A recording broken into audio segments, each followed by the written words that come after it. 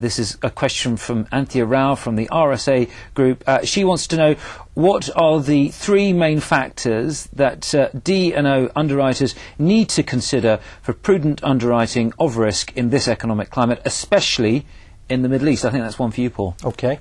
I don't know if there's three main areas. I would probably boil it down to three main questions. My first question would be why. Why is this company getting involved in an M&A activity? Why is this buyer interested in this seller? Many answers. Some have good reasons and bad reasons. For instance, it may be cost cutting. The buyer may say, look, there's synergies here. If I can acquire this person, maybe more of a horizontal type of M&A deal, I can go in, I think I can manage the company better, there will be cost cutting, and because of the cost cutting, that will display the reason why I paid so much for this particular company. The negatives of the cost company is you can have possibly employee issues. You have morale issues because you might have layoffs, probably, in order to make the appropriate cost cutting. It could be a geographical reason as to why. So a company wants to get involved in Asia. It'll take 5 years to have organic growth. But they want to make the turnaround in 2 years. How do you do that? You acquire somebody. So very good reason. The negative to that, you have a U.S. company that's going into Asia. Do you understand the cultural ramifications in that particular country? How Americans run businesses, much different how the Japanese run businesses. So are you doing the proper due diligence? That would be the negative side. You may go in as a reason for acquisition because you want to buy the people.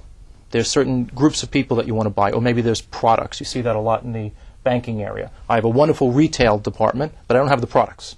And so you merge those two together.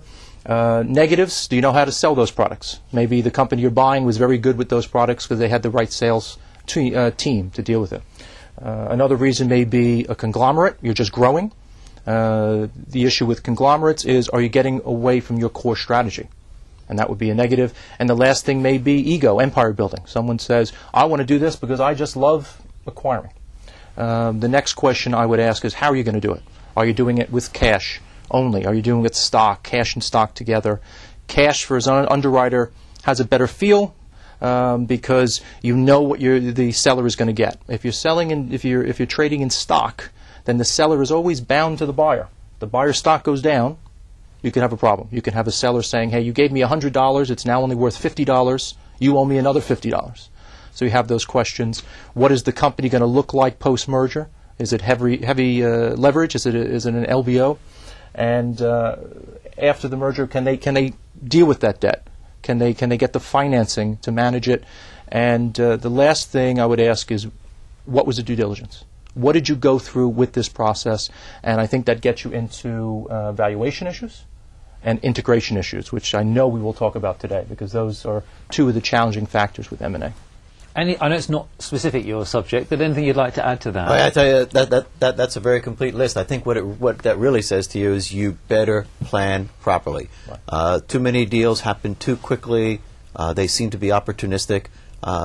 Good, solid planning, working with the right advisors, can't do better with that than with that.